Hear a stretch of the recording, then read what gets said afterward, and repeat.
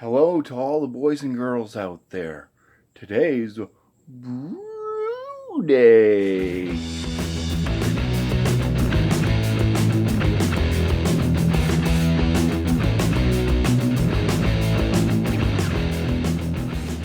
What's up, John and Ellie and the Drunken One?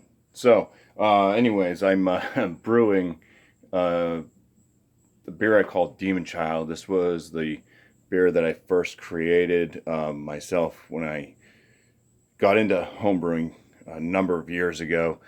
Tweaked the recipe to change it completely into another style of IPA. This is going to be a red IPA, by the way. And it was always horrible. Like, I changed all the hops over because I tried to make it an English IPA. But I remembered what hops I originally used and what the basis of the beer was supposed to be. It was supposed to come out red in color. I was shooting for 6.6% ABV and a very gimmicky 66.6 IBUs. So that's what I based everything off of, and all the hops that I chose to use kind of sounded like they were either Defiant Children type names or like crazy names. So I do have Warrior as my bittering hop. Then I have do a couple flavor aroma hops of Antium and Santium. Atium, something like that. Anyways, yeah, this is what the milled grain looks like after I actually got to use the drill today to do that. So it was fun. Had to find the right setting and stuff. But what is in for the grist? I do have Maris Otter and Munich 1. I also have a little bit of Crystal 120, a little bit of Crystal 40, and a very little bit of Carafa 1, which is a dehusked Carafa 1, so it shouldn't give off any harsh tannic type bitter notes in the beer. It's just basically there to help darken it, to give it a good red coloration. So we'll be doing the brew day. I got the water in the mash tun right now, or the hot liquor in the mash tun right now, just getting down to my temperature, and I'm gonna go and get this going, and probably pick this up while I'm actually in the boil and everything, because everybody's seen everything. I've measured everything out already before and stuff, so we're good. All right, so we are bringing this up to a boil. We are almost there. Now I've just got to keep an eye on the boil here, because I could have a boil over. I am building up some of that protein there that builds up top. Show that right there. Starting to boil. You can kind of see that breaking through the top there. Once I get this underway, I will talk about what I've done so far and what I've hit for the numbers. And I gotta get myself my first beer of the day too. So, all right, just about there. Okay, so do have the boil going. I hit the timer. Got through the hot break. Doing a pretty good boil on this thing. It's volcanic. It's a volcanic boil. It's above a rolling boil, right? So first beer of the day is my late to work again NEPA. Gotta have a homebrew while you're homebrewing, right? So anyways, the numbers I got, because I didn't show any of that. Got a pH. Now I adjusted my water pH a bit lower than what it actually is, because I found that to be the easiest way to actually get the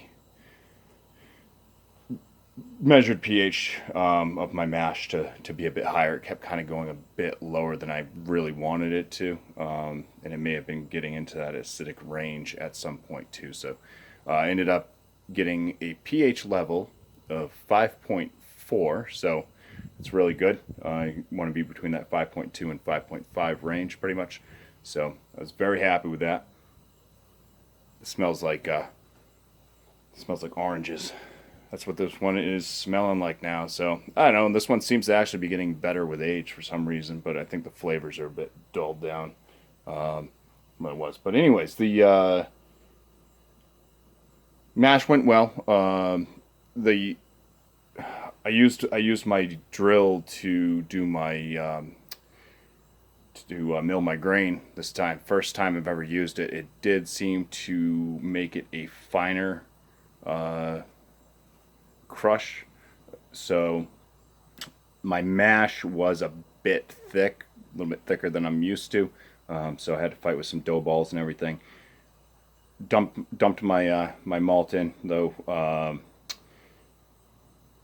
maybe a degree higher, maybe a degree and a half higher than what Beersmith was calling for, and I'm glad I did, because by the time I finished getting everything good in the mash, I was right at my starting temperature I wanted to be, which was 152. So that worked out awesome. I'm kind of going backwards because, you know, I talked about the pH first before that, but whatever. The volume I was shooting for was a 7.5 total of all my runoffs from my initial mash in my batch sparge. Came out a little bit higher, 7.75 gallons. And my original pre-boil, there we go, pre-boil gravity was spot on at a 1055. So now we'll just see what happens at the end of the boil, see where this lands. But so far the numbers are doing good. It smells fantastic. Looking forward to it. So cheers. I'll be going through the hops as I am putting them in, so you guys will know the amounts and what hop goes in where. Timer just went off. This is 15 minutes into the boil, 45 minutes left to boil. I am putting in 0.5 ounces of Warrior hop. This Warrior hop was 15.4 alpha. So that's the first hop addition to go in. Keep having to kind of adjust the volume of my propane output here, because it was getting kind of crazy again right before I had to throw the hop in there. So I might boost it back up. Yeah, it's got a nice nice aroma from the Warrior. It does smell a little bit citrus and floral type. But that's just a bittering hop. It's really probably not going to do much as far as giving any real flavors in the beer itself. But all right. Okay, so right now I got Dale's Pale Ale for my next beer here in the glass. Not Dale's Pale, Jesus, Sierra Nevada's Pale Ale. About to put in 1 ounce of Atenum hops at 4% alpha when this alarm goes off in 2 seconds.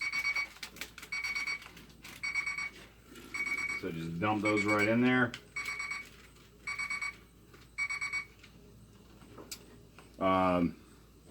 What it says for the Atenum hops is that it is aroma of floral, earthy, citrus, grapefruit. Typical styles are pale ales and IPAs. So working well so far. Again, there is the boil. Be back with I'm gonna give this thing a stir. Some green hop resin there floating to the top. I'm gonna turn this up again. It's up and down with this thing. It's too much, it's too little. The wind's blowing today. So, all right. Something I didn't show. I did put my wort chiller in right after that last hop drop. just to sanitize it. So just over 15 minutes, just under that 20-minute mark, I threw that in. The next hop addition to go in is 0.75 ounces of Santium, which it says it's best used with Bock beers. It's 8.4 alpha. No, it's not 8.4 alpha. It is 8.4 alpha. And it gives off a slight spicy, earthy, and floral note. So there we go. I dumped that in. Now it's gonna bubble up a lot. All right, get this thing stirred up and back in control. Okay, so what I forgot to mention was that was the 10-minute left of boil hop drop for that last one. What's coming up now is the 5-minute hop drop of 1.75 ounces of the Atenum again. So 1 ounce in the packet. Should see if I can get all this in the bowl. Why complicate things? Yeah, put it all in one bowl and just drop it.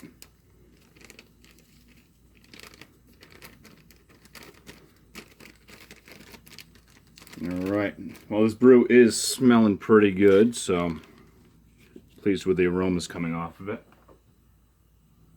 This is kind of more of like an old school way of doing it. We're doing the bittering, the flavor, the aroma, everything actually in the boil. So here we go with the 5-minute drop.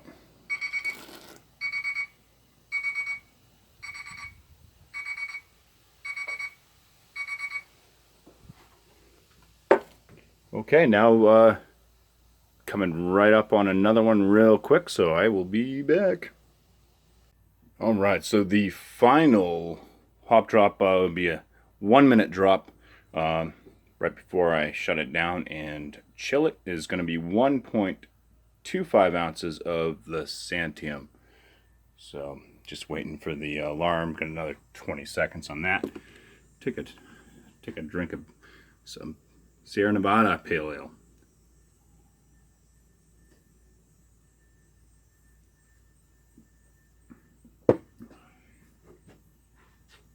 All right.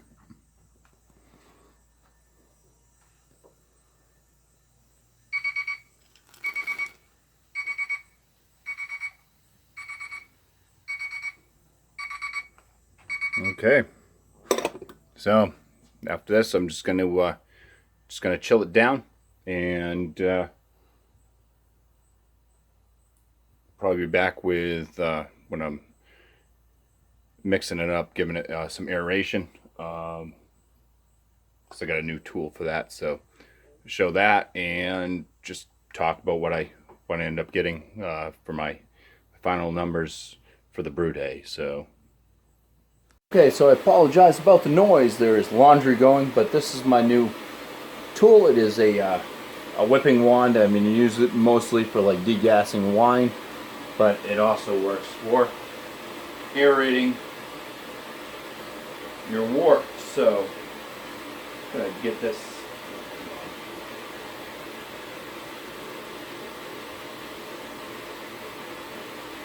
It doesn't want to fit.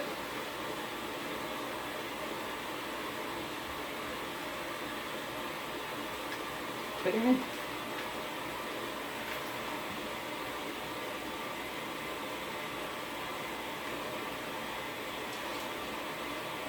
All right, there we go.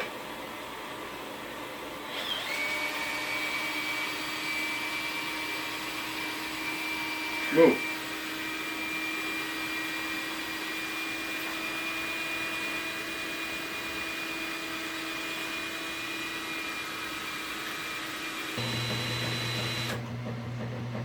Alright, I'm going to call that good.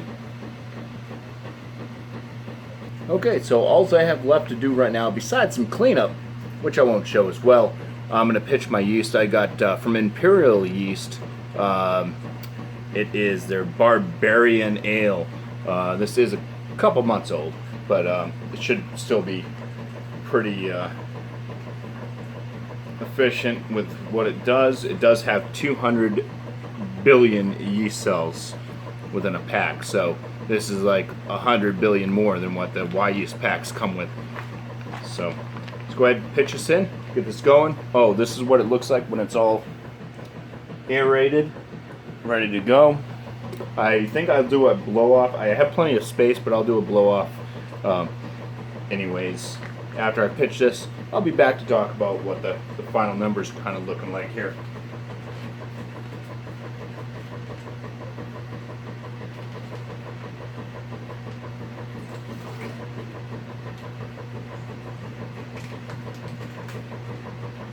Alright, so final overview. Anyways, started this off with a homebrew. Let's finish it with a homebrew. This is the fully nutted Bumpy Dump Brown Ale. I can call it an Imperial Brown Ale. It is 7.6% after all. I was shooting for 8. I will eventually do a tasting video on this one. I'm just giving it some extra time. I think it's been in the keg now for 3 weeks, maybe over 3 weeks, maybe a month. I don't know. I'm not really keeping count. But it's been in there for a while. So at some point when I do feel it's ready, I will give it a good tasting video. So the final numbers, this has a lot of gunk in it over here. 1060, about 1064-ish with all the gunk.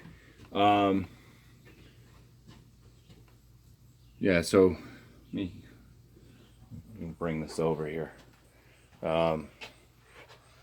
Yeah, so that's kind of what it's looking like, but there's so much gunk in there. I think that's actually affecting some of the gravity reading a little bit, but it is kind of coming off as, and it is still a little bit warm because it is quite hot out, and that stirs it all up again. But it was reading around 1066, 1064. It's actually, as it started clearing up, it dropped down to around this 1064, 1065 range. So I'm kind of guesstimating, but it's right around the gravity that I wanted. So if it's at 1064, it's probably about, I have my thermometer right here anyways. I can go ahead and give you guys an accurate reading on that. And this is about 83.8, almost 84 degrees Fahrenheit.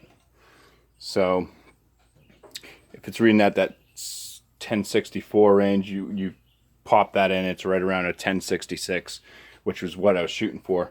1066 to 1067 is kind of what it's coming up with on the hydrometer calculator I have with temperature adjustment. So yeah, overall, pretty happy with this brew day. Everything went, everything pretty much measured out well. Everything went pretty well. I didn't hurt myself. Worried about my back all the time now. So it's all clean up from here. See how this thing finishes off, and yeah, have a tasting video on that one as well when it's done. But yeah, as far as the numbers went, I mean, it was pretty much a spot on brew day. So pretty pleased. So I wanted to thank you guys for joining in and watching, and cheers.